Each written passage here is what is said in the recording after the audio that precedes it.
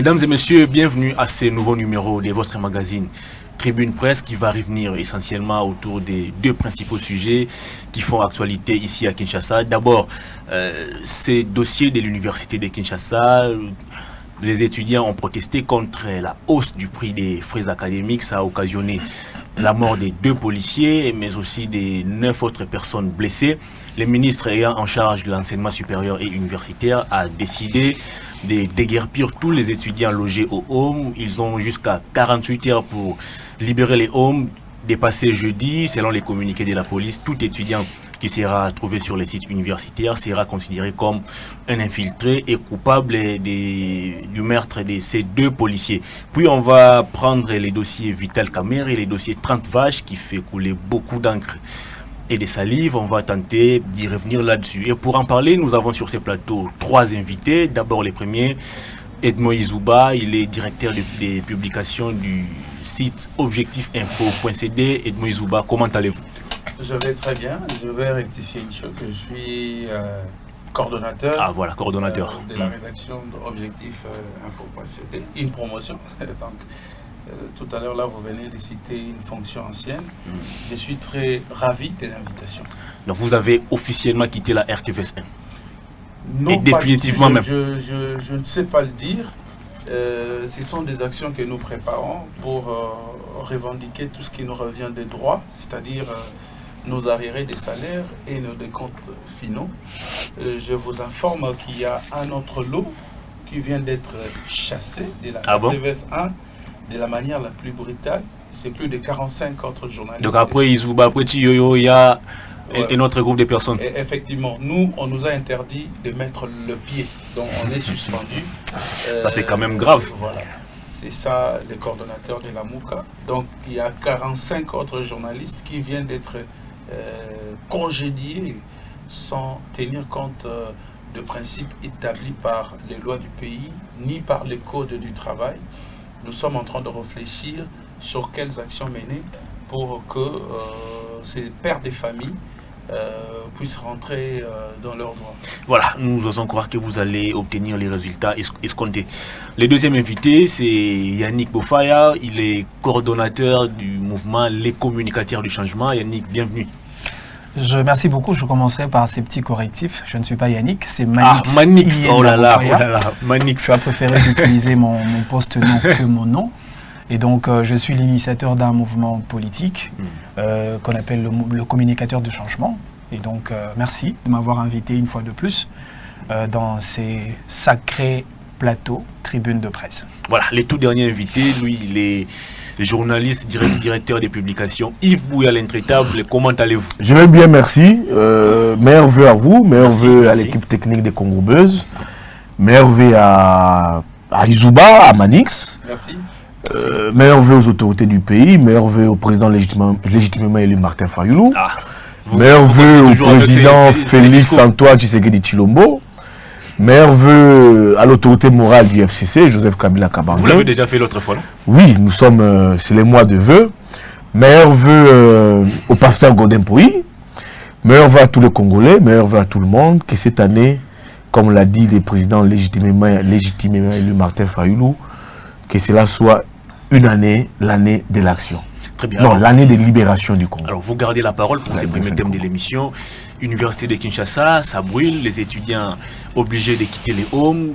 À la base, la décision de Thomas Louaka qui a haussé les frais académiques, soit de 253 000 à 485 000 francs.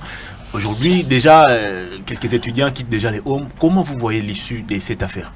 D'abord, je m'oppose à la décision du ministre de l'ESU, M. Thomas Louaka, qui vient s'il faut le dire, de sceller momentanément l'université de Kinshasa.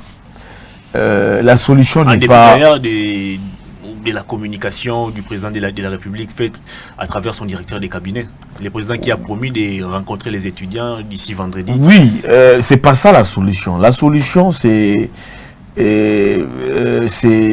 plus le communiqué du gouvernement qu'avait pris le gouvernement, l'association des professeurs de l'UNIKIN, la POUKIN, et la convention des étudiants de l'UNIKIN pour pour fixer les frais académiques, mais selon certaines informations, cela n'a pas été respecté. Et ajouter à cela le taux, à quel taux devraient être payés les frais académiques. Les taux étaient de 92, maintenant nous sommes à 70. On ne sait pas, il faudrait payer les frais académiques avec quel taux, c'est ce qui pose problème. Moi, je n'aimerais pas entrer, soit revenir sur ces échauffourées. Nous convions, je convie les ministres de l'ESU, je convie également les directeurs des cabinets du président de la République, même les présidents de la République lui-même, de trouver une solution à ces problèmes. La solution n'est pas de fermer momentanément l'université, les campus, c'est de discuter, c'est quoi de revenir sur la décision controversée prise entre les ministres, la coordination des étudiants et l'association des professeurs à Pouquin, discuter autour de cela, voir comment lever certaines options des options qui doivent mettre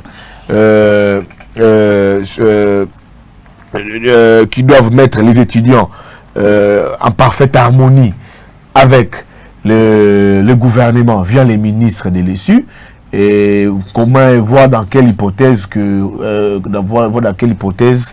pour que les cours redémarrent à l'UNICUL. Excusez-moi, j'ai l'idée de l'IFASIC, je suis un ancien de l'IFASIC. Donc maintenant, quand l'université est fermée, il y a des étudiants qui sont maintenant sans abri, qui sont sans famille, ils cherchent où aller passer nuit.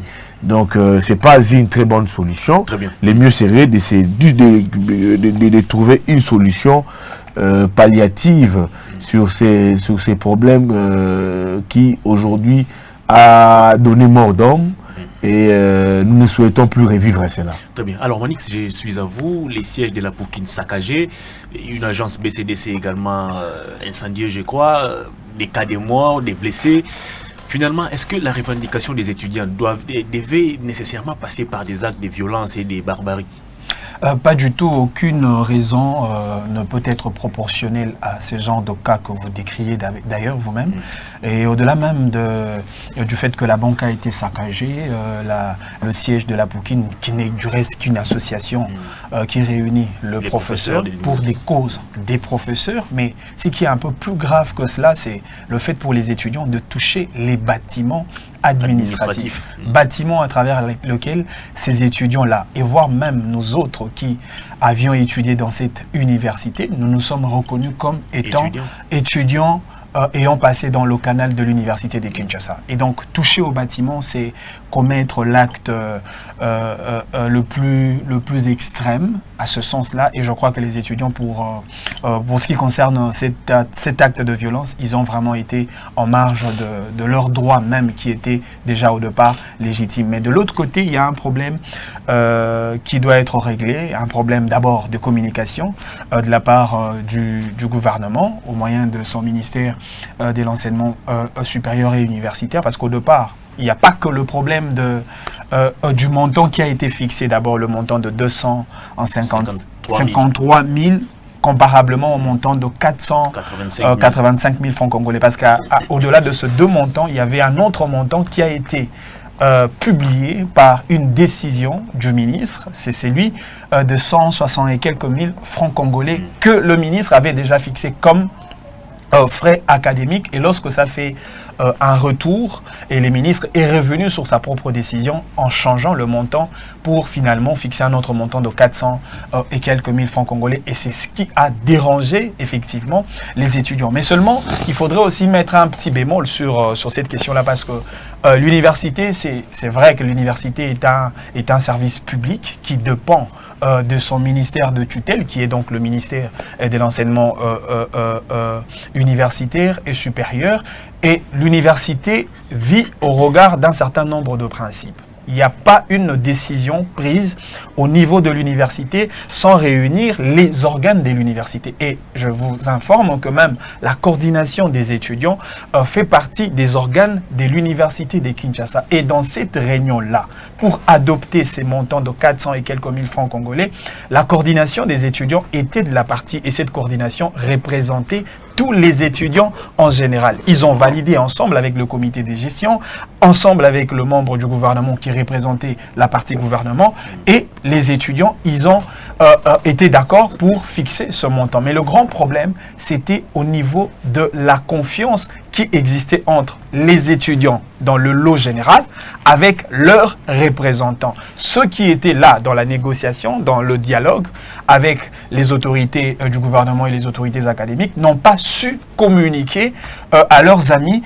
les tenants et les aboutissants de leur discussion. C'est ce qui a posé un vrai problème de communication et ce qui a même créé toutes ces conséquences qu'on est en train de déplorer. Mais au-delà même de cela, il y a d'autres réalités connexes qu'on peut essayer de décrypter comme réalité qui attachent la réalité universitaire et le problème au sein de l'université de Kinshasa sont vraiment les gens. Il y a toute une panoplie de problèmes aujourd'hui, au-delà même de ce problème qu'on a décrié, on a décelé d'autres problèmes d'ordre sécuritaire parce que après avoir arrêté ceux qui étaient à la marche, le gouvernement s'est rendu compte qu'il y avait autant d'étudiants qui n'avaient vraiment pas la qualité de la régularité d'un étudiant dûment inscrit à l'université de Kinshasa. D'où la nécessité de procéder par deux contrôles. Non seulement de déguerpir les étudiants parce que le déguerpissement a une motivation qui est celle de procéder par un contrôle physique pour attester effectivement l'authenticité de la qualité de chaque étudiant régulièrement inscrit au niveau de l'université de Kinshasa. Ça, quand même, c'est une raison valable que nous devons louer et surtout, il ne faudrait pas polémiquer chaque décision du ministre et surtout, nous devons savoir que c'est un ministre qui a pour domaine de tutelle sa tutelle sur l'université de Kinshasa et avec sa compétence qui lui est reconnue en tant qu'autorité de tutelle, il a le pouvoir de substitution, il a le pouvoir d'approbation, il a le pouvoir d'annulation et donc il a le pouvoir direct, mais seulement au regard de lois et principes régulateurs de l'État. Alors Edmond Izouba, le président de la République, s'est exprimé via son directeur des cabinets.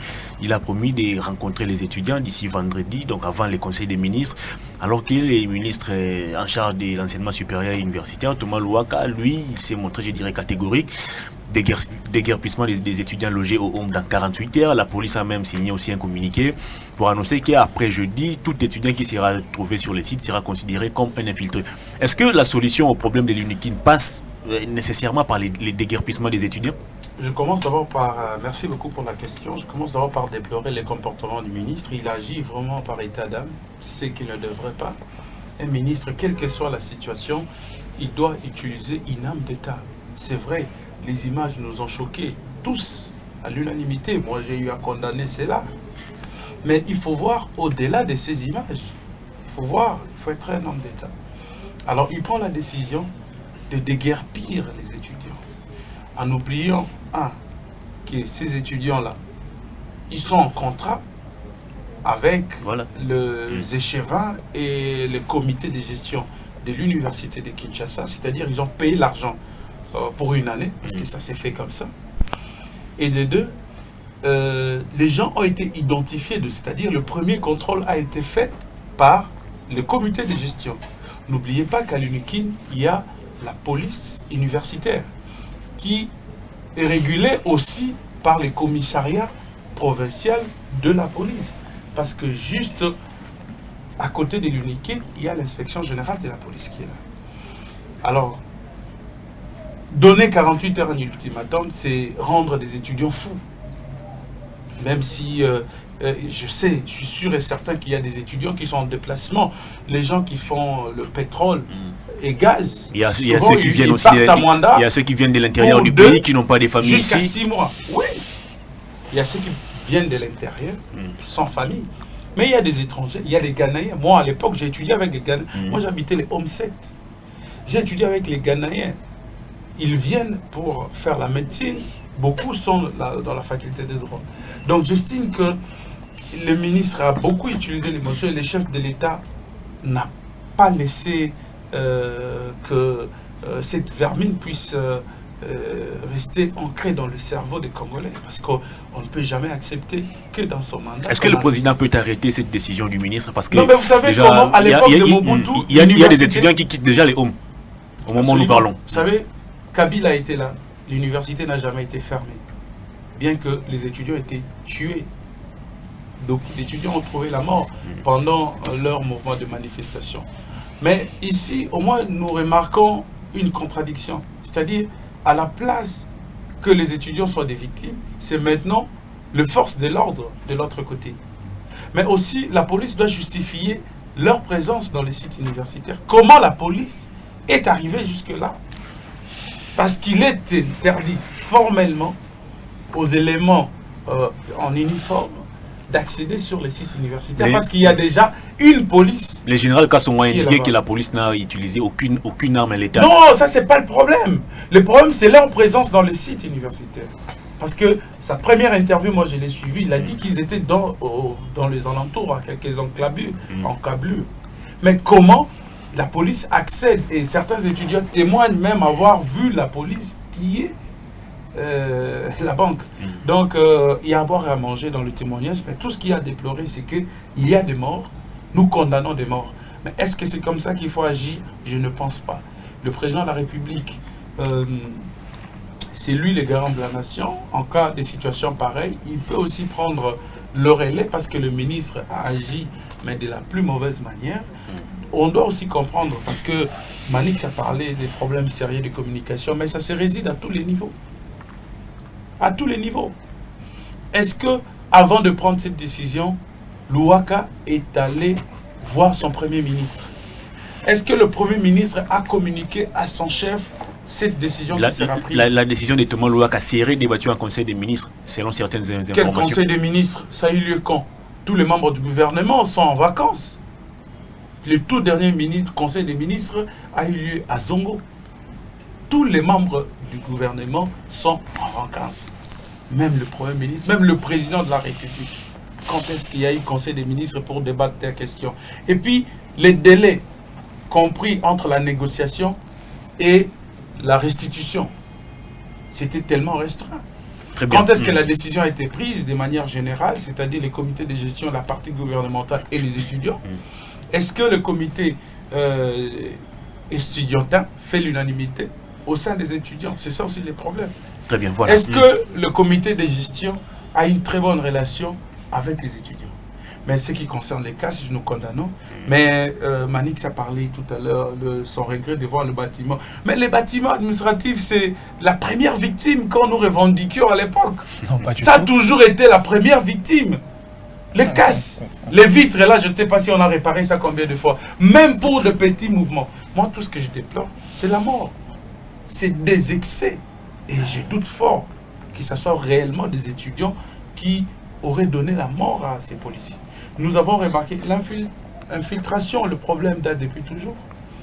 Il y a les étudiants qui vivent au home, qui collaborent avec ce qu'on appelle les moineaux, qui viennent pour travailler, faire la lessive. Il y a même ceux qui ont fini déjà les études, mais qui continuent toujours à rester au home. Qui continuent à rester au home. Il y a dans le plateau de professeurs aussi les enfants de professeurs qui ne sont pas forcément les étudiants. Alors, voilà, donc, très bien. Tous ces éléments rendent la décision de Thomas Louaka impopulaire. C'est une décision qu'il ne faut même pas réfléchir deux fois, il faut élaguer, il faut mettre ce qu'on appelle en place une tripartite, pourquoi pas des négociations, un dialogue social pour retrouver la paix. Mais les étudiants qui nous suivent doivent comprendre que on n'a pas modifié les frais académiques, on a plutôt adapté le frais au taux actuel. L'année passée, ils ont payé au taux de 92 et aujourd'hui, ils doivent comprendre qu'on est en 1700 francs et quand on adapte, ça fait le double de frais. Très bien. Donc, alors, Yves Bouya, aucun nouveau bâtiment n'a été construit, pas de réhabilitation. Les hommes, depuis qu'ils ont été construits, n'ont subi aucune réhabilitation, allais-je dire. Mais curieusement, les ministres prennent la décision d'augmenter les frais académiques. Selon vous, quelle a été la motivation du ministre de prendre une telle décision? Écoutez, vous savez, M. Louaka, depuis qu'il a été porté à la tête de ses ministères, il nous a jamais donné sa vision claire sur sa vision claire de ce qu'il entrevoit pour... Est-ce que d'autres ministres ont présenté... Non, lui n'est pas obligé de suivre ce que d'autres ministres n'ont pas fait. Il n'est pas obligé. Quand on vient, il faut innover. Il doit dire c'est quoi son élan, c'est quoi son tableau de bord, c'est quoi sa vision, qu'est-ce qu'il a pour... qu'est-ce qu'il envisage de faire de son portefeuille pendant son mandat. C'est un peu ça. C'est pour te répondre que quand tu vas partout dans ces universités, généralement, il n'y a pas des bâtiments relookés, les infrastructures posent problème, vous avez également le niveau de l'enseignement pose problème. Donc, les auditoires surpeuplés. Les auditoires surpeuplés, et ça pose problème. C'est la va de la vision que généralement doit imprimer les gouvernements via les ministres du tutelle, les ministres de l'ESU. Donc le monsieur Louaka n'a aucune vision. Moi je le comprends. Je savais, quand vous avez quelqu'un déjà qui passe son temps de nous rencontrer, de nous parler du Congo, je comprends que c'est quelqu'un qui n'a aucune maîtrise de ces secteurs. Donc moi aujourd'hui je suis vraiment pour la ouverture de l'université, que les étudiants reprennent les cours. Là maintenant ça va empiéter maintenant sur le calendrier académique. Donc certaines universités vont respecter les calendriers académiques. L'INIKIN sera obligé de connaître du retard à cause de ces échauffourées qui ont émaillé. Donc l'idée de fermer n'est pas la solution. Le mieux serait d'ouvrir des discussions, un dialogue social comme l'a dit Izouba le plus tôt. C'est ce qu'a annoncé le président aussi. Nous sommes pour ça. Vous savez, être étudiant au Congo, ça n'a jamais été facile. C'est toujours beaucoup de choses, c'est toujours beaucoup de problèmes. Il y a aujourd'hui des étudiants qui finissent déjà les cycles et ils attendent ils sont entrés ils élaborent déjà leur mémoire de fin d'études et vous leur dites non, on fait momentanément la mesure conservatoire, on ne sait pas c'est pour quelle durée, ça prendra du temps, ça va vraiment empiéter dans les programmes. Moi académique, le mieux serait d'ouvrir une discussion sociale entre le gouvernement, l'association des professeurs et les étudiants pour que les choses évoluent normalement. Très bien. Alors Manix, vous êtes communicateur du changement. Alors, avec l'avènement de Félix au pouvoir, personne ne pouvait croire qu'on pouvait réprimer dans les sangs les manifestations. Mais à voir ce qui s'est passé à l'université de Kinshasa, on déplore des cas de morts, mais aussi des blessés. Est-ce qu'aujourd'hui on peut dire que la police ne sait pas encore s'imprégner cette vision-là du changement ou de l'état des droits tel que prôné par le président de la République? En tout cas, le président de la République, je crois que lorsqu'il avait brandi sa vision sur la mentalité de chaque Congolais, je ne pense pas que le président de la République avait dit non à la répression. Et d'ailleurs, il avait placé un bémol très important. Oui, on va procéder à la répression, mais une répression qui sera précédée par des méthodes pédagogique. Il ne faudrait pas faire l'impression ou donner l'impression qu'on est expert en matière de discours très génériques sans pour autant donner les vrais contenus, surtout de la réalité qui est en face de nous. Sinon, le peuple congolais, les téléspectateurs des surcroît, ne vont pas nous comprendre par rapport à ce qu'on est en train de dire. On est acteurs politiques et je suis très content d'être à côté de mes frères qui sont de journalistes, des gens qui sont sur terrain pour faire le vrai décryptage de la situation sociale de notre pays. Écoutez, le problème de l'université de Kinshasa, l'université d'abord par essence est un contrat. C'est un contrat synalagmatique, c'est-à-dire un contrat qui exige une réciprocité d'obligations entre l'étudiant et le professeur. Si l'étudiant paye ce frais en contrepartie, il doit recevoir le savoir venant de professeurs. Et à côté même de ces deux statuts, étudiants et professeurs, il y a un autre corps qui fait pratiquement l'intermédiaire, c'est le corps administratif. Ce corps administratif doit être payé. Ce corps administratif doit avoir de primes au regard de certaines tâches qu'il réalise pour faire assurer un enseignement de bonne qualité. Par exemple, les sessions des étudiants, l'enregistrement des étudiants, les inscriptions des étudiants, et etc. Et donc, il faudrait une bonne politique pour que l'État arrive d'ailleurs à suppléer aux besoins de tous les personnels de l'université de Kinshasa. Déjà que même quand vous voyez la corporation de professeurs jusqu'aujourd'hui, même si la grogne semble être temporisée un tout petit peu, mais les professeurs sont dans une soif de réclamer toujours leur salaire que l'État jusque-là n'a pas encore répondu de manière un peu beaucoup plus concrète. Et de l'autre côté, il y avait le besoin de ce corps administratif avec autant de personnel. J'ai même entendu mon frère tout à l'heure parler de la police universitaire qui fait partie justement de ce corps administratif assuré sous la dépense de l'université qui doit mobiliser, au-delà du fait que le gouvernement doit intervenir pour le besoin de l'université, l'université aussi doit mobiliser un certain nombre de ressources sur le plan interne. C'est comme ça que l'université fait toujours appel à certains partenaires comme les banques, on venait tout à l'heure de le citer. Il y a certaines structures de brassicole qui sont là comme partenaires de l'université et ça permet justement à l'université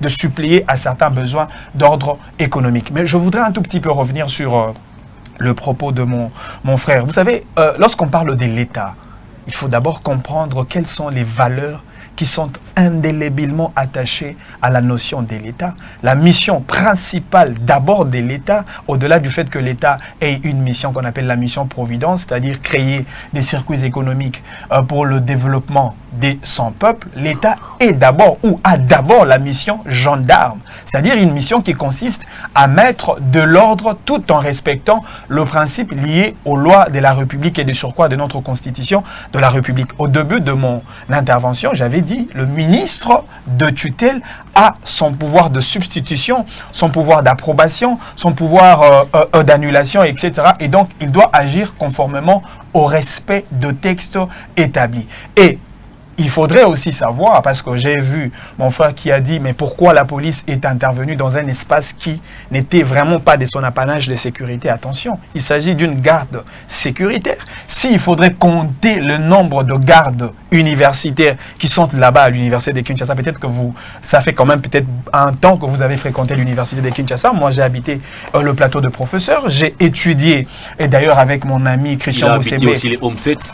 J'ai d'ailleurs étudié avec mon ami Christian Boussembe dans un même auditoire et dans une même chambre. Au Home, je fréquente tout le jour l'université de Kinshasa en ma qualité de chercheur et donc je connais les réalités de cette université. S'il faudrait parler de la sécurité assurée par les gardes universitaires, mais franchement, ça serait pratiquement impossible. Pourquoi? Parce que le nombre, comparablement au nombre des étudiants, ces policiers universitaires ne peuvent pas assurer la sécurité. C'est comme ça que par moment, il faudrait faire recours. Et d'ailleurs, dans la plupart de marches ou manifestations des étudiants, c'est d'abord la garde universitaire qui est la première victime.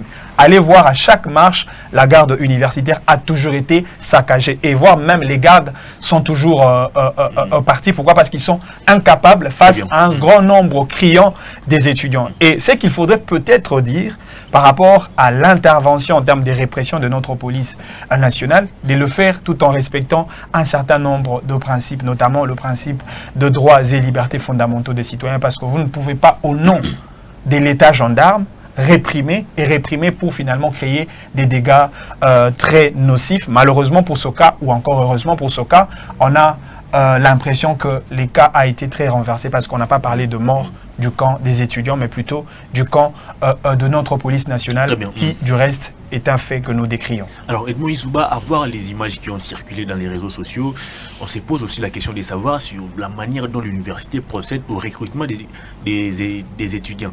Selon vous, aujourd'hui, qu'est-ce que l'université doit faire en termes de recrutement?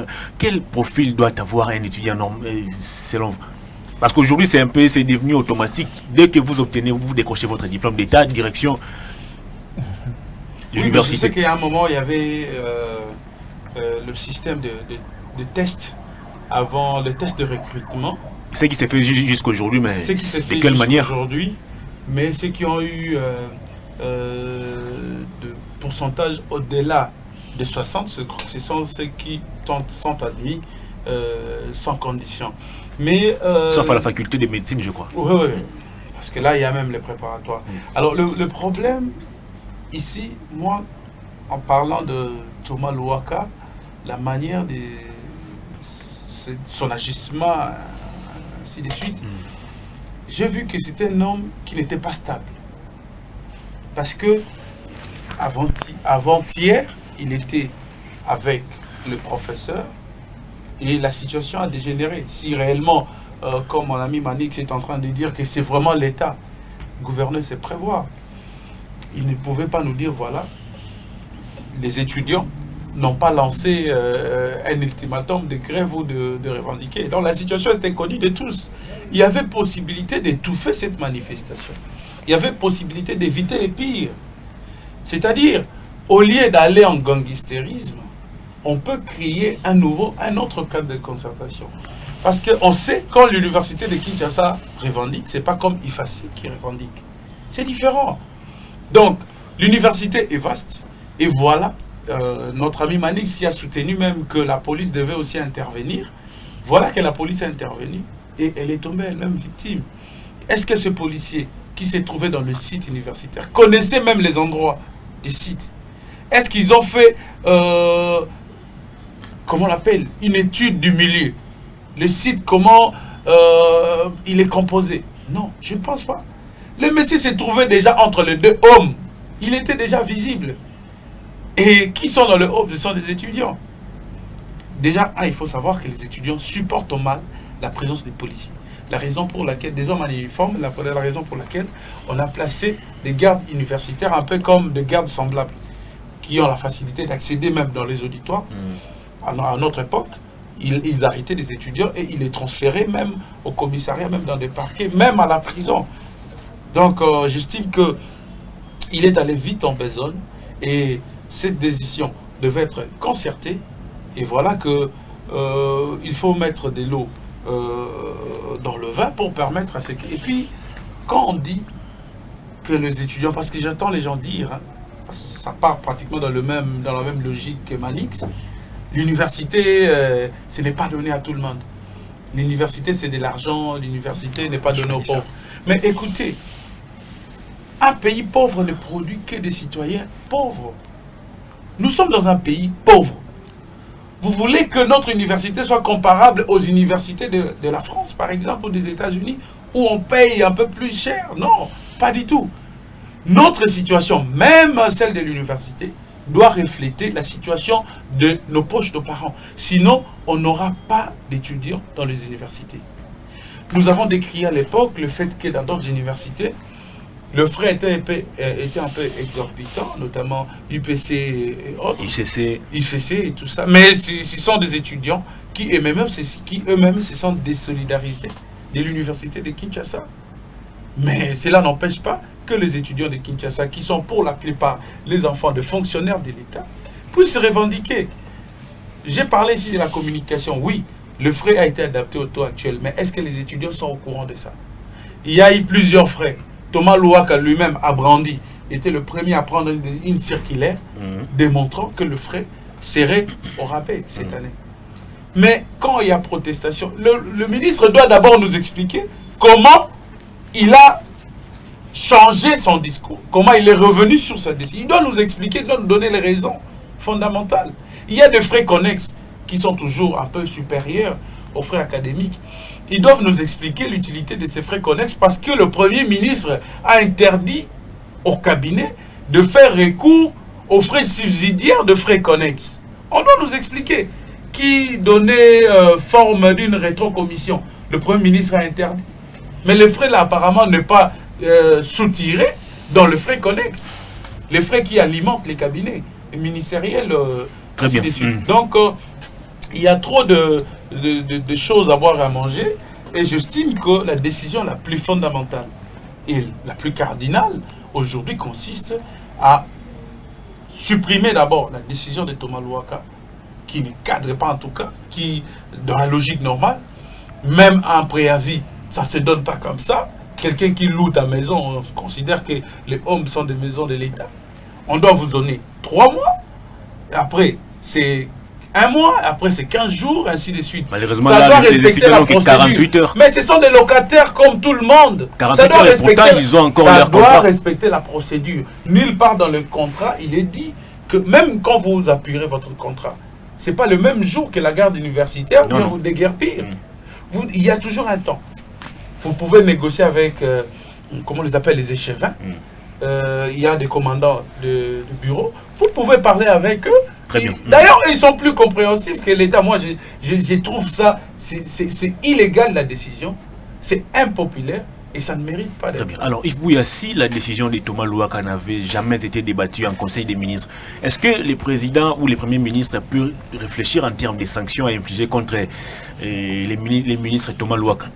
Non, moi je pense que j'épouse l'idée d'Edmond Izouba, il y a un problème de communication. C'est plutôt Manix qui a évoqué les problèmes de communication. Bon, que ce soit Manix ou Edmond, donc il y a un problème de communication. Les frais devaient être payés au taux de 17 et eux payés au taux de 92. Il y a une majoration. Est-ce que les étudiants étaient informés de ces changements de taux? Étaient-ils informés? Je ne pense pas. S'ils étaient informés, on n'allait pas avoir ces échauffourées. Donc il y a eu vraiment un très sérieux problème de communication. D'abord, du ministre du tutelle, il a fait cela. A-t-il communiqué sur cela? Moi, je pense. On a juste vu quelques communications du ministre du tutelle en train de dire de fixer les barèmes, de fixer les frais. Et les frais connexes, ça il a communiqué. Maintenant, sur les paiements, les taux, le ministre n'a pas fixé les taux. Moi, je pense qu'il y a un très sérieux problème de sa part. S'il y a, comme le président de la République avait dit lors du séminaire des Zongo, il prendra des sanctions sévères contre des ministres qui vont s'illustrer en faux. Si la responsabilité des ministres s'avérait qu'il est vraiment lui-même coupable, je pense qu'il doit payer, il doit répondre de ses actes. Très bien. Alors, Manix, est-ce que vous partagez l'avis de Yves Bouya? Bon, je pense qu'on est dans une complémentarité peut-être serrée et qu'on est un peu divergent sur un certain nombre de points de vue, pas assez très sensibles. Par exemple, quand on parle sur cette question de la communication, par exemple, moi, la communication, je ne l'endosse pas au niveau de la réunion qui a eu lieu, parce que, vous savez, la communication, pour faire entendre un message, pour les étudiants, on ne doit pas faire appel à tous les étudiants. Je ne sais même pas si l'université de Kinshasa aujourd'hui contient combien des étudiants en général. C'est comme ça qu'on parle d'une représentation estudiantine. Je l'ai dit tout au début de mon intervention que la partie étudiant était là dans cette réunion et elle avait approuvé la décision qui a été rendue pour justement adopter ce problème ou encore ce montant de 400 et quelques mille francs congolais. Mais le problème plutôt de la communication se pose au niveau. C'est vrai. D'une part, il y a eu un déficit communicationnel de la part du ministre parce qu'au départ, le ministre avait d'abord fixé au moyen de la circulaire qu'il avait publiée un montant de 100 et quelques mille francs congolais qu'il a justifié par la... Je crois que c'est... Qu'il a justifié par la suite, parce que quand vous lisez la circulaire, on parle bien de frais académiques. Mais lorsque ça fait un tollé, lorsqu'il y a eu un retour, le ministre s'est justifié en disant que ce n'était pas le frais académique, surtout pas à confondre avec le Minerval. Parce que dans la rubrique de frais académiques, il y a des éléments qui incorporent. Il y a de frais techniques, etc. Il y a de frais connexes, de frais de fonctionnement, mais aussi il y a le Minerval. Et très généralement, le Minerval a toujours été à un montant très dérisoire. Même quand vous regardez de l'autre côté de la scolarité, que ce soit primaire ou secondaire, quand on parle de Minerval, c'est quelque chose de 200 francs si je ne me trompe pas. Et donc le frais scolaire n'est pas à confondre avec le Minerval. C'était ça la justification, mais une justification qui n'avait pas tenu son sens d'être. Pourquoi? Parce que les étudiants n'avaient pas compris. Pour les étudiants, surtout en lisant la circulaire, c'était le frais académique qui était rebattu à 100 et quelques mille francs congolais. Mais de l'autre côté des étudiants, il y a un problème de déficit en termes de leadership. Qui incarne la responsabilité de représenter les étudiants? Ce sont des gens qui sont en harmonie en termes de philosophie d'un état d'esprit, comme on dit les Quinois, d'un même moral avec les étudiants. Mais malheureusement, aujourd'hui, les délégués des étudiants sont déjà imposés par des partis politiques. Non, mais malheureusement, je vous ai dit au début que les problèmes de l'université fait appel à toute une panoplie de problèmes. C'était tout un spectre de... Même si vous pouvez peut-être aller un peu plus loin, vous allez vous rendre compte qu'il y a un problème au niveau même de manque de politique sérieuse de notre État par rapport à la politique monétaire stable et saine. Parce que aussi, il faudrait savoir que c'est sur base de ces déficits sur le plan économique qui a créé des répercussions aujourd'hui sur l'université de Kinshasa. Et aujourd'hui, on enregistre des faits collatéraux qui restent criants. Et donc, il y a tout un problème. Et même quand vous réalisez la manière avec laquelle les étudiants sont désignés, que ce soit CP, échevin, etc., ce sont des moyens le plus contraires même à l'esprit de la fonctionnalité de l'université, sans pour autant tenir compte aux critères de la scientificité pour qu'un étudiant soit élu comme CP. Moi d'ailleurs, j'ai écrit tout un article qui a abordé sur un concept qu'on appelle la démocratie universitaire. Pour moi, vous ne pouvez pas élire CP dans un auditoire sans que celui-là ait un certain nombre de capacités, surtout intellectuelles, de représenter ses amis. Aujourd'hui, pour devenir coordonnateur des étudiants, il faut être d'obédience d'un camp ethnico-tribal, d'un professeur qui fait votre lobby avec un certain nombre d'assistants, autant pour les délégués facultaires, autant pour le CP, autant pour le maire, autant pour les échevins. Et ça, ce sont de gangrènes qui infestent l'université et ça détériore, je crois, la qualité même de l'enseignement de notre pays et voire même la qualité de nos étudiants. Parce que vous devez savoir que l'État se sert aussi de l'intelligence de nos étudiants de notre pays et surtout pour le cas de contrat-programme. Je donne un exemple peut-être pour chuter à ce niveau-là. Nous avons, il n'y a pas une année ou 2 ans passé, exploité notre lac Tanganyika que nous partageons, je crois, avec Tanzanie, si je ne me trompe pas. Écoutez, si vous regardez l'université de Kinshasa, c'est à peine qu'on a connu l'avènement de la dernière et cadette même des facultés de notre université. Je parle de la faculté des gaz et pétrole. Mais qui sont les experts qui vont aller exploiter notre gaz et pétrole qu'on va désormais exploiter dans notre lac Tanganyika? D'où l'État peut faire de contrats-programmes, c'est-à-dire il donne de missions à l'université de former dans un temps record un certain nombre d'experts dans le domaine des gaz et pétrole pour effectivement suppléer aux besoins de l'État dans ces secteurs-là. Et donc l'université constitue un poumon et un poumon très important pour l'avancement de notre pays. Malheureusement aujourd'hui, on a constaté une sorte de trahison de clerc, de la défaite de la pensée, de l'irresponsabilité de l'intellectuel et ça, c'est un problème. Peut-être qu'on va régler avec la vision du chef de l'État, le président de la République, qui a une vision essentiellement axée sur l'homme.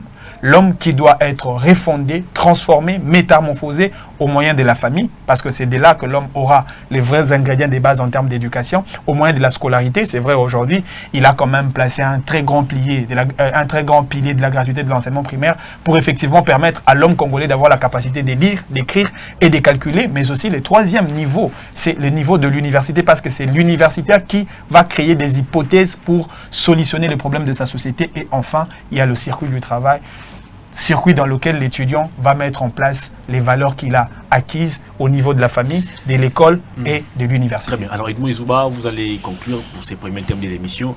Alors, au cas où les 48 heures telles que données par les ministres de l'enseignement supérieur expiraient et que les étudiants ne se soumettaient pas à son ordre, qu'est-ce qui va arriver? Est-ce qu'il faudrait-il pas craindre que le pire puisse encore arriver dans les jours qui viennent? J'ai appris hier que les étudiants ont commencé à déguerpir par eux-mêmes les hommes. Mais je doute fort que cette décision soit encore applicable aussi longtemps que le chef de l'État a pris les choses en main. Je pense qu'il doit y avoir une modification d'ici la soirée d'aujourd'hui. Il doit y avoir un communiqué pour éclaircir cette décision de loi, comme cette fois-là par la présidence de la République, parce que ça ne peut pas être exécuté. C'est ingérable cette décision. Alors si la décision du ministre n'avait jamais été débattue en Conseil des ministres, est-ce qu'on ne peut pas réfléchir en termes de sanctions contre le ministre? 48 heures à un étudiant qui doit aller à Malembakuru, il doit chercher un billet d'avion. Les billets d'avion coûtent combien? Ou soit il ne partira pas, il restera ici, il doit chercher une garantie. S'il n'a pas de garantie, il va dormir où? On ne doit pas créer les pas décalés dans l'université. Sinon, on risquera de créer encore une situation assez grave sur le plan humanitaire. Donc, il faut éviter que cette décision soit d'exécution. D'abord, il faut permettre à ce que si décision demeurera, il faut être raisonnable pour comprendre que la durée des 48 heures est tellement minime et que ça ne sert à rien. Vous avez lu déjà les communiqués de la police, je crois. Non, mais la police a une administration.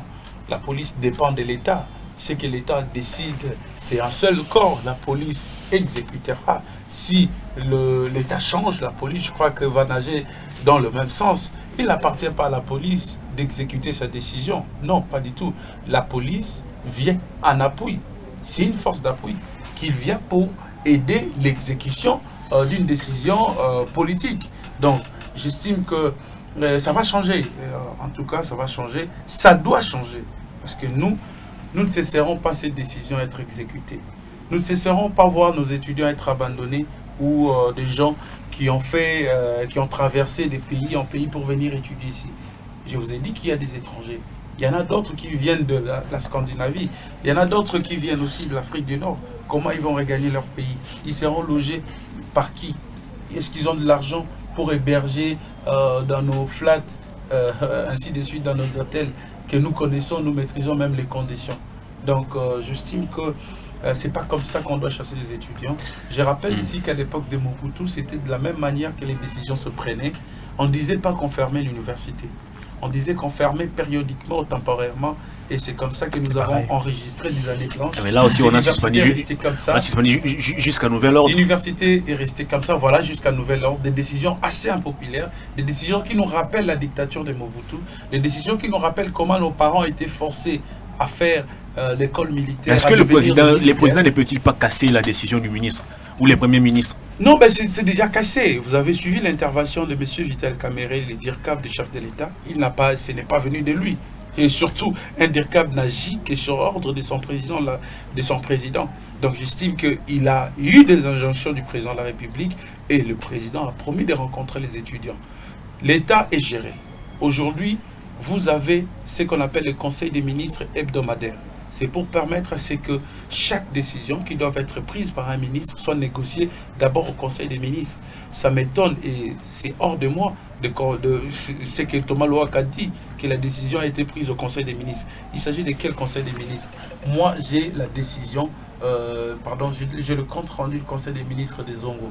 Nulle part, on parle des cas des étudiants. Nulle part. C'est le tout dernier Conseil des ministres. Alors, attendons que les chefs ou la hiérarchie des Louaka puissent agir. Ils ne laisseront pas que ces décisions soient exécutées. Alors, vous gardez la parole pour ces derniers thèmes de l'émission. Vital Kamerhe, au mariage du fils Kabarebe, Vital Kamerhe qui y a semblé parler au nom du président de la République. Le président a regretté de ne pas être invité à cette fête, alors que Paul Kagame, dont James Kabarebe en est le conseiller, lui-même n'était pas présent. Cadeau de 30 vaches, ça fait couler beaucoup d'encre et de salive. De quel œil voyez-vous aujourd'hui les comportements de Vital Kamerhe? Merci beaucoup pour la question. Je dois d'abord faire comprendre l'opinion que c'est vrai, nous tous nous devons être choqués de voir nos autorités du pays traverser vers le Rwanda, ainsi de suite, tenir de tels propos. Mais je dois aussi le signaler que le contexte a changé. Le contexte a beaucoup amélioré, s'est beaucoup amélioré sur le plan diplomatique et surtout de nos relations. D'abord, le président de la République veut une diplomatie un peu qui soit douce, qui n'est pas agressive. Une diplomatie qui permette à ce que celui qui a tort reconnaisse qu'il a tort. Parce que sinon, si on ne passe pas par cette diplomatie, nous devons tenir les armes. La diplomatie de Kabila n'a pas payé. Alors, est-ce qu'il faut faire ce que Mouzito a dit, attaquer le Rwanda, l'annexer à la RDC, ou adopter cette diplomatie? Le chef de l'État est allé par une diplomatie qui soit un peu plus compréhensive, et c'est ça ce qui permet aujourd'hui que les relations puissent connaître une petite amélioration. Nous avons vu Kagame venir aux obsèques de feu Etienne Tshisekedi, nous l'avons applaudi. Nous avons vu Kagame envoyait ses émissaires auprès du président Tshisekedi. Nous avons vu le président Tshisekedi s'est tapé la main à plusieurs rencontres aux États-Unis, comme à Kigali, avec Paul Kagame. Donc, ce sont des avancées que moi j'estime significatives. On a parlé même des opérations conjointes pour traquer l'ennemi. Donc, la présence de Vital Kamerhe ne devrait plus choquer personne, vu les relations actuelles que nous entretenons avec le Rwanda. Et des deux, les gens qui sont en train de discuter sur les images de Vital Kamerhe, ce sont des gens qui ont qualifié Vital Kamerhe de Rwandais. Mais devant le Rwandais, Vital Kamerhe a confirmé sa nationalité congolaise et il a réclamé qu'il est mouchi. J'aimerais qu'au moins sur ce plan, qu'on puisse en discuter. Mais il crée des faux fuyants en allant vers les vaches. L'histoire des vaches, je vous dis, je vous informe qu'au Rwanda, une vache coûte $100. Et quand vous multipliez une vache x 30, ça vous donne ce que ça peut vous donner. Ici, seulement pas loin, ici à Kenge, vous trouverez des vaches de $300. Nous avons mangé des vaches ici pendant la période de festivités. On en a acheté ici à Kenge, c'est $300. Et quand ça arrive à Kinshasa, on en vend à $500. Parce qu'il faut comptabiliser aussi les transports. Alors le vache, pour quelqu'un, un fermier, ne devrait pas... Donc ça devrait étonner les Congolais. Parce que Vital Kamerhe a des fermes et à Walungu et à Kabari. Kabari, c'est juste en face du Rwanda. Donc, prendre 30 vaches et les faire traverser, vous ne payerez même pas les transports. Ça ne coûte rien. Et surtout quand on en a beaucoup. Très bien. Donc, j'estime que les Congolais quittent l'essentiel. C'est ça notre défaut. On est plus dans des futilités. Je ne pense pas aussi Vital Kamerhe qui a accepté de se faire filmer, qui le savait d'ailleurs, c'est un de ses proches qui a filmé, ne savait pas que cette vidéo va gêner. Mais on ne doit pas oublier un aspect des choses. Vital Kamerhe, c'est un gentleman. Il préfère animer la galerie. Est-ce que dans une fête de mariage qui est une organisation privée, est-ce qu'il était obligé de citer les noms du président de la République? Voilà pourquoi les gens rigolaient. Il regrettait de ne pas être invité. Voilà pourquoi les gens rigolaient. Vital Kamerhe, c'est un gentleman. C'est comme ça. Il adore blaguer. Il adore blaguer, oui, absolument. Mais attends, c'est une fête privée, vous l'avez dit. Mais au nom de quoi un invité va prendre la parole dans une fête? Mais s'il vous plaît, si ça a été prévu, vous n'allez pas interdire à l'organisateur. Vous savez, la parole va tourner. Vous savez, la présence des caméras devrait être justifiée pour certains, pour qu'ils se libèrent. Il devrait être justifié. Si Kamerhe n'avait pas pris la parole, vous savez, c'est que les gens feraient de ces images parce qu'il a commencé à être filmé de son entrée dans la salle, je vous informe. Qu'il y a certains qui avaient des images de dehors quand Kamerhe venait avec sa femme Amida. Donc j'estime que aujourd'hui, c'est assez comique de descendre dans des futilités pendant que nous avons de vrais problèmes à résoudre. Nous parlons encore des vaches. Ça, c'est rien. Alors, il faut éviter ces débats. Il faut permettre à ce que l'homme congolais puisse réfléchir. Il ne faut pas que nous puissions être attirés par ce qui se passe dans les réseaux sociaux. Je vois aujourd'hui dans les réseaux sociaux, c'est l'image qui vient d'apparaître maintenant. Le président de la République en jogging. Voilà, il dit pendant que les gens qui sont en train de mourir, lui, il est en jogging. Mais ça, c'est une vacance qui a été décrétée pour tous les membres du gouvernement. Est-ce que le président de la République ne peut pas être en jogging? Mais vous attendez à ce que Poutine soit en jogging pour que vous puissiez faire la promotion gratuite de Poutine, mais sauf votre président. Donc, je crois qu'il y a trop d'excès dans les réseaux sociaux et nous devons aussi, nous, journalistes, nous éviter de faire la publicité ou de commenter certains effets collatéraux des réseaux. Mais ça, on a compris. Alors, Manix, Vital Kamerhe parle de consolidation des liens, non pas entre la RDC et les Rwandais, mais plutôt entre les Kivu et les Rwandais. Certaines langues estiment que dans les propos de Vital Kamerhe, il y a une complicité de sa part entre lui et ceux qui ont les projets de balkaniser la RDC. Est-ce que vous voyez aussi, vous partagez aussi l'avis de ceux qui pensent ainsi? Avant même de répondre à cette question, permettez-moi quelques secondes de proposer ma petite recette thérapeutique par rapport à la problématique des étudiants de l'université de Kinshasa. Parce que ce débat-là, mais bien que vous me l'avez balancé sur ce plateau, je suis obligé de répondre à la question de Vital Kamerhe, mais du moins je considère ces débats comme un débat personnifié, un débat de bas étage, l'esprit républicain et les exigences républicaines m'imposent à rester sur le principe régulateur de l'État. Vous voulez trouver des balotages et pourtant les Je journaux reviendrai. Alors par rapport à la recette, moi je voudrais peut-être dire aux étudiants de faire confiance à leurs représentants, peut-être de créer encore des caucus, des réflexions, créer des réceptacles et des idées pour voir comment est-ce qu'on va négocier avec le président de la République, avec le gouvernement par rapport à cette situation. Si le gouvernement maintient le même montant de 400 et quelques mille francs congolais, aujourd'hui on en voit même avec Macron, avec cette histoire des réformes de retraite, il y a un débat qui reste pendant avec les syndicalistes, etc.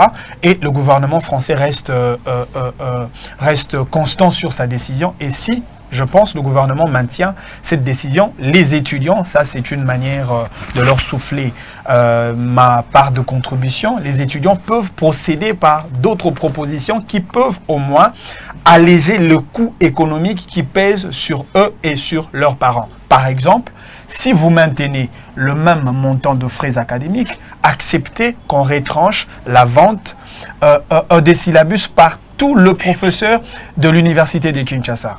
Ça, c'est des 1. Des 2, si le gouvernement maintient le même montant, acceptez que la vente, parce qu'aujourd'hui, vous allez finir les études, on va vous demander de payer 150 000 francs congolais pour le retrait de votre diplôme. Ça doit être retranché. C'est peut-être de moyens à travers lesquels les étudiants peuvent utiliser leur diplomatie académique à leur niveau afin de bien négocier devant le partenaire qui est un peu costaud. De l'autre côté, il y a le comité de gestion qui voit surtout leurs intérêts et non les intérêts des étudiants. Et de l'autre côté, il y a le gouvernement qui peut peut-être se maintenir, surtout si le président de la République n'arrive pas à proposer une voie intermédiaire. Par rapport à la question de Vital Kamerhe, le propos de Vital Kamerhe, vous savez, je crois que mon frère est revenu sur le modèle de gouvernance de Félix Tshisekedi par rapport à son axe diplomatique, une diplomatie qui reconnaît d'abord la synergie des civilisations entre tous les États. Vous avez entendu le président de la République, chef de l'État, Félix Antoine Tshisekedi, lors de son entretien bilatéral avec le président russe. Et le président russe avait même brandi la précarité qui avait infesté la Russie pendant un temps. Et la voie de sortie, c'était celle des coopérations diplomatiques. Aujourd'hui, on ne peut pas voir le Rwanda comme un ennemi direct de la RDC, alors que le Rwanda reste naturellement un voisin, un ami. Et d'ailleurs, ce n'est pas le Congo qui a choisi le Rwanda comme un ami. Et d'ailleurs, vous devez savoir que notre relation avec le Rwanda date un peu de plus longtemps, bien avant même le 30 juin 1960, depuis l'époque de colons belges. Vous vous souviendrez avec cette histoire de MIB, la mission d'intégration des Banyarwanda, lorsqu'il y avait une grogne sociale, la faim qui avait frappé le peuple rwandais, nous avions constitué des commissions d'hospitalité pour héberger un bon nombre de Rwandais pour des raisons d'hospitalité. Et d'ailleurs, certains, on les avait affectés dans le service public de l'État pour renforcer la main-d'œuvre zaïroise ou encore la main-d'œuvre congolaise de l'époque. Et donc, le Rwanda reste un ami. Mais lorsque nous sommes dans un contexte des turbulences, je crois qu'à la limite, le directeur de cabinet du chef de l'État doit être regardant par rapport à certains propos. Déjà, de l'autre côté, il y a une force antipode des gens que nous considérons comme les ennemis de la RDC. Je parle de la Mouka qui nous ont proposé une autre vous recette. la Mouka comme étant les ennemis de la RDC? Non, mais effectivement, parce que la Mouka se comporte comme des kamikazes, comme des gens qui sont prêts à compromettre la République, à exploser leurs bombes. Et surtout, ils ont commencé par injecter ce que moi je considère comme des drogues populaires, raison pour laquelle nous sommes là pour désintoxiquer notre population de cette drogue populaire de contre-vérité et d'amener le peuple congolais vers un chemin le plus suicidaire. Aujourd'hui, ce n'est pas le moment de faire la guerre avec le Rwanda, mais plutôt de renforcer notre coopération. Le chef de l'État dans le concert des nations ne cesse de brandir les potentialités de la RDC, tant sur le plan de notre capacité en termes d'hydroélectrique, ne serait-ce que si vous réalisez les capacités de la RDC en parlant de Inga 1, Inga 2, Inga 3, la RDC est capable d'alimenter toute l'Afrique et par conséquent créer une sorte d'interaction économique entre le continent africain et le reste du monde. Et le président de la République a même brandi les tarifs des valeurs par rapport à notre sol et sous-sol. Il a parlé de plus de 80 millions d'hectares de terres arables que le Congo regorge. Nous avons une très grande potentialité, même en termes de démographie, parce qu'aujourd'hui, quand vous réalisez le nombre de Congolais, ça va même au-delà de 80 millions de Congolais. Et cette démographie criante aujourd'hui constitue comme une force force que nous devons capitaliser pour l'expansion de notre économie et de notre développement, surtout un développement économique endogène. Et donc, s'il faudrait regarder le Rwanda, regardons le Rwanda sous un aspect de la coopération, sous un aspect d'un État voisin, sous un aspect diplomatique. Mais c'est vrai, aujourd'hui on en parle un peu plus, cette histoire de la balkanisation, ça dérange quand même un bon nombre de Congolais. Le Congo ne peut pas être balkanisé, raison pour laquelle nous appelons nos responsables de l'État un peu plus à être beaucoup plus regardants, parce que la souveraineté d'un État s'atteste lorsque le territoire est sérieusement protégé. Très bien. Je voulais ajouter une chose, s'il vous plaît. Rapidement. Parce que Kamere a dit qu'il faut renouer les relations entre Kigali et Kivu. C'est tout à fait logique, parce que vous devez savoir qu'à Bukavu, on ne supporte pas un Rwandais. Il y a eu des actes qui se sont posés à l'époque où les Kivusiens tuaient les Rwandais en main sans l'intervention des militaires. Très bien. Vous avez suivi tout à l'heure, les semaines dernières, je crois pendant la période de festivités, comment les Rwandais ont été rapatriés au Rwanda, à Kigali. C'était comme ça, mais lié. Alors, ça a été déploré là-bas à Kigali. Alors, quand Kamere parle assez que les relations de bon voisinage puissent redevenir à la normale, je crois qu'il fait allusion à toutes les atrocités vécues par les Kivu comme vécues par le Rwandais. Alors, ils ont eu à partager en commun. Voilà. Yves Bouya, je suis à vous, Vital Kamere, qui se donne quand même le luxe d'octroyer 30 vaches au fils Kabarebe. Comment vous interprétez ces gestes de Vital Kamere? Non, moi je ne vais pas me limiter sur les plans des vaches. Vous irez encore plus loin. Je vais pas, moi je ne vais pas me limiter sur les plans des vaches. Pour moi, je sais que Kamere, il entretient plusieurs femmes, comme l'a dit mon ami Zouba. C'est quelqu'un que j'ai pratiqué aussi. Mais vous avez moi, pratiqué Kamere ou Izouba? Non, je parle de la personne Kamere, c'est quelqu'un que j'ai pratiqué. Donc, je ne peux pas me limiter sur cela. Là où ça m'étonne, c'est Kamere que j'ai pratiqué. Alors, dans l'opposition, il ne nous a jamais parlé de James Kabarebe, même pas en privé. Il ne nous a jamais parlé de James Kabarebe, c'est Kamere. Il nous a jamais dit qu'il il avait des connexions, il avait des contacts avec Kamere, avec Kabarebe, James. Et puis dans la vidéo, il dit de James Kabarebe, son frère. Et il est plus âgé que Kabarebe. Kabarebe, c'est son jeune frère. Kamere, j'ai aussi suivi une de ses interventions, en train de dire, d'appeler la communauté internationale de considérer les tueries orchestrées par l'armée rwandaise en tête, James Kabarebe et certains éléments, je crois, burundais. Ces crimes s'étaient passés, je crois, à Kisangani, que ces tueries, Kamere plaidé pour que la communauté internationale reconnaisse cela comme un génocide. C'est même Kamere, il a perdu son poste au perchoir de l'Assemblée nationale parce qu'il avait dit dans un média de la place qu'il n'était pas informé de l'éruption rwandaise sur les sols congolais, et ça lui a coûté il a payé comme frais son limogeage à la tête de l'Assemblée nationale. Mais aujourd'hui, là, je suis étonné de voir ces caméras en pompe dans une des vidéos, parler de James Kabarebe comme son frère. Ce même caméra est en train de nous dire qu'il faut qu'il ait des relations entre le Rwanda et le Kivu. Je ne sais pas s'il avait dit en quelle qualité, parce que lui, ce n'est qu'un administratif. Mais ce Kamere, c'est quelqu'un que j'ai beaucoup considéré, que je considère beaucoup, que je connais. C'est quelqu'un d'intelligent. C'est quelqu'un stratège politiquement. C'est quelqu'un qui tient beaucoup à sa personnalité, à son image. Les moments n'étaient pas propices pour ces Kamere d'aller se faire filmer au Rwanda avec ses vaches. Les moments n'étaient pas propices pour ces Kamere d'aller vanter, s'il faut le dire, James Kabarebe, qui a plongé Kinshasa dans les noirs pendant un mois. Et nous avons connu nos enfants ici, nos jeunes frères qui ont trouvé les morts dans des couverts suite à cette obscurité causée par James Kabaré, que Kamere vante aujourd'hui. Je ne sais pas qui a conseillé Kamere d'aller s'exhiber dans cette fête rwandaise. Je ne sais pas qu'est-ce qui a conseillé Kamere. Il a été invité. Mais oui, il pouvait être invité, mais sans pour autant prendre parole. Il est là, il remet ses présents et puis il s'en va. Les moments, quand je dis les moments propices, les moments n'étaient pas propices parce que l'opinion aujourd'hui scrute tout de près. Les politiques ont affaire. Leurs faits et gestes sont scrutés de près aujourd'hui dans l'opinion.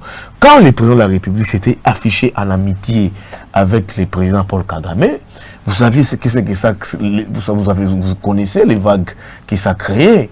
Les gens ont dit, mais on tue à Béni. Béni fait face à une balkanisation, mais on voit les présidents s'afficher en amitié avec Kagame. Les propos, Edmond l'a dit ici, que même Manix, que Kamere et Félix veulent mener une autre diplomatie vis-à-vis de nos voisins, mais nous faisons face à une opinion qui ne comprend pas cela. L'opinion ne comprend pas cela. Voilà pourquoi les journalistes doivent le faire. Et les acteurs politiques aussi, en étant un homme d'État. Écoutez, l'opinion ne comprend pas cela. Avec les problèmes des Rwandais, ces problèmes durent des 20 ans. Mouzé est venu, d'abord sous Mobutu. Mobutu part, Mouzé nous amène les régimes AFDEL, qui lui-même a traité d'un conglomérat d'aventuriers. Joseph Kabila, qui est l'héritier de ces mouvements politico-militaires de l'AFDEL, n'a même pas pu résoudre ces problèmes rwandais. Il part. On a un président de la République dont les papas a toujours combattu le système rwandais. Il avait même dit à Mouzé, le président de la République met à ses côtés un Vital Kamerhe qui s'est dit expert dans les problèmes de l'Est. On lui a même collé le nom des pacificateurs pour cela. Mais ces têtes-là, ces têtes couronnées de la République vont s'afficher avec des gens aujourd'hui qui tuent les Congolais, qui tuent nos frères à Béni. Les problèmes de Béni, ça n'a pas un autre nom. Que Kabila et Vital ne se trompent pas des cibles. Les problèmes à l'Est, c'est le Rwanda. Très bien. Précisément à Béni, c'est le Rwanda. Les problèmes de nos minéraux à l'Est, c'est le Rwanda. Aujourd'hui, le Rwanda veut maintenant exploiter nos lithium, ils veulent maintenant exploiter nos cobalt. Tout ce qui est minéraux que nous connaissons, c'est le Rwanda. Alors, qu'on cesse de nous casser les oreilles ici, nous voulons une politique de bon voisinage qui n'a jamais payé, voilà, plus de 20 années. C'est pas ça. Donc, les Congolais ne veulent pas de cette relation avec les Rwandais. Nous n'en voulons pas. Si on veut de cette relation, ça sera une relation d'hypocrite. Les Rwandais n'ont jamais été sincères avec nous, on n'en veut pas. Si on ne veut pas établir cette relation, où est notre problème, où est notre difficulté? On voit ça avec l'Israël et la Palestine. J'en viens. C'est très important, nous avons une science pédagogique aussi à mener. On doit être capable de dire à l'opinion congolaise qu'on a en face de nous des pays, nos partenaires, les pays limitrophes qui nous entourent, n'ont jamais été sincères avec nous. Nous avons des hypocrites, des gens qui en veulent à nos minéraux et à notre sol. Voilà, ça, alors, on voit ça sous d'autres yeux. Regardez les problèmes Israël et Palestine. C'est notre problème. Regardez les problèmes de la Russie avec l'Ukraine. C'est notre problème. Aujourd'hui, on a un problème très important entre les États-Unis et l'Iran. C'est à nous de nous imposer et de nous dire nous voulons quelles relations avec les Rwandais au lieu que les Rwandais nous dominent dans ces relations, au lieu que les Rwandais viennent toujours nous imposer des hommes politiques, au lieu que les Rwandais viennent toujours nous infiltrer notre armée.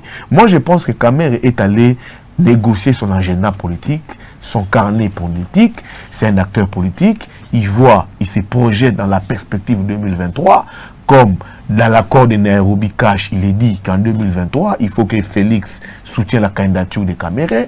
Je pense d'aller dire au Rwanda, que je suis là, pensez aussi à moi, comme dorénavant, comme on est là aujourd'hui, c'est le Rwanda qui domine les grands Congo. Voilà, alors Edmond Izouba, l'émission touche déjà à sa fin.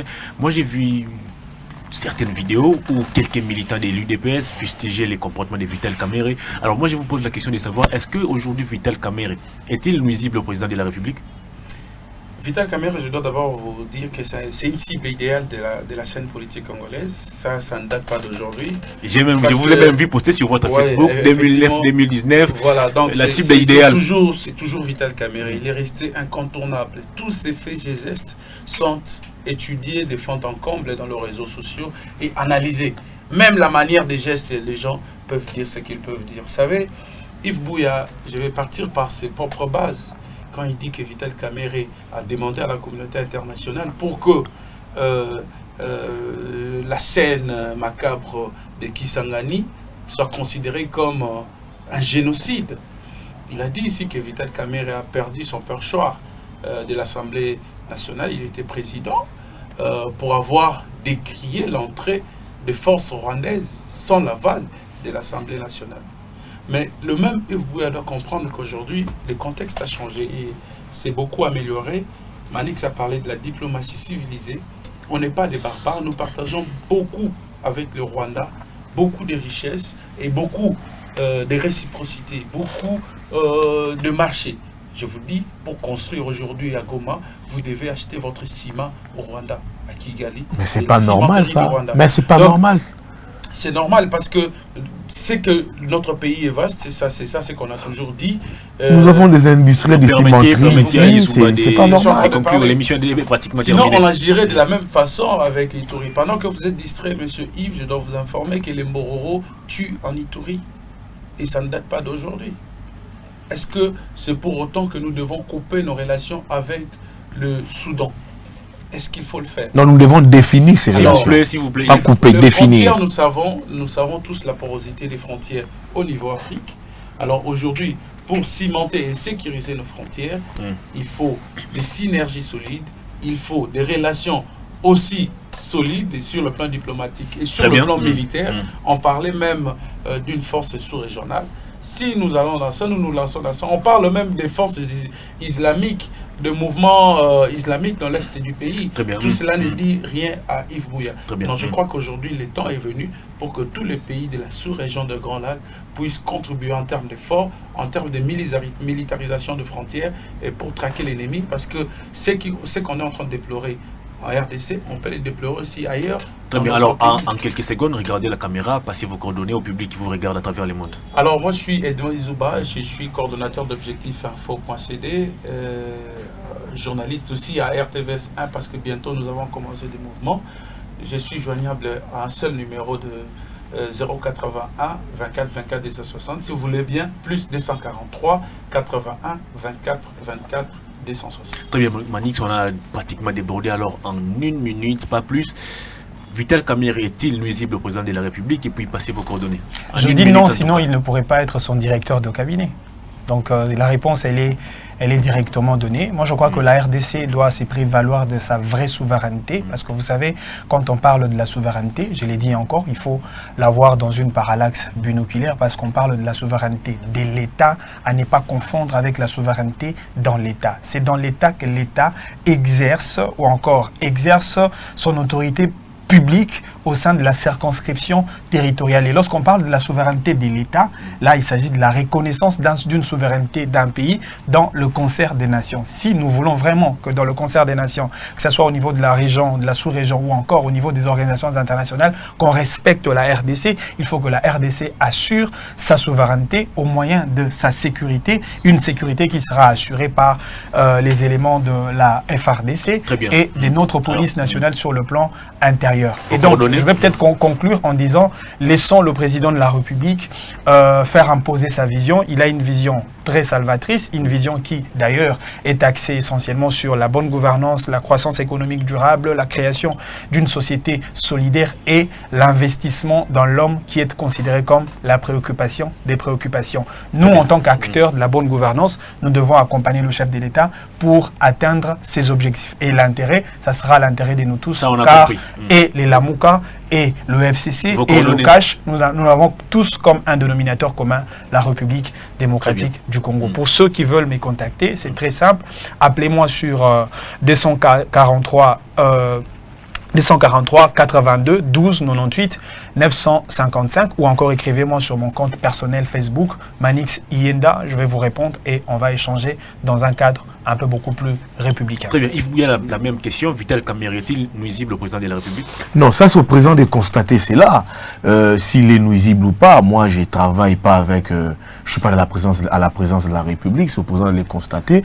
Mais c'est que je remarque un peu, M. Kamerhe, que j'ai pratiqué, qui me connaît personnellement, prend un peu trop d'excès des ailes. Vous savez, quand vous vous rendez, même au Congo d'en face, si vous posez aux gens, quel est le directeur des cabinets de Sassou? Nous ne connaissons pas. Quand vous allez au Rwanda, qui est le directeur des cabinets privés? On ne connaît pas. Quand vous allez au Kenya, quand vous allez même en France, qui est le directeur des cabinets de Macron? On ne connaît pas. Et qui est le directeur des cabinets de Martin Fayoul? Moi, je ne sais pas. Moi, je parle de ceux qui nous dirigent. Mais M. Vital Kamerhe... Pourtant, vous avez présenté Martin Fayoul comme le président légitime. Je parle de M. Kamerhe et de M. Tshisekedi. M. Kamerhe, lui, s'illustre un peu trop. Il doit prendre des reculs, laisser Félix jouer en maître. Très bien. Lui prend plus d'excès des ailes. Ces excès des ailes donnent une autre image à l'opinion d'un Kamerhe qui veut étouffer son maître, qui veut étouffer son mentor, son boss. Il doit laisser Félix travailler, un peu s'effacer. Le faire, c'est un peu trop la bourre de Félix, de placer comme Dirkab, quelqu'un de politique, d'un fin politique et d'un stratège. Et Félix en souffrira toujours, le fait qu'il sera toujours là. Moi, je suis au plus 243. 99 16 40 242 plus 243 99 16 40 242. Merci. Très bien. Tribune presse de ce mercredi 8 janvier est terminée. Merci aux invités Yves Bouya de CNews, Manix Bofaya, communicateur du changement, Edmond Izouba, objectif-info.cd. Retrouvez-nous demain jeudi avec d'autres invités avec le même plaisir. Merci à Némi et Omo pour ces belles images. Au revoir d'ici là.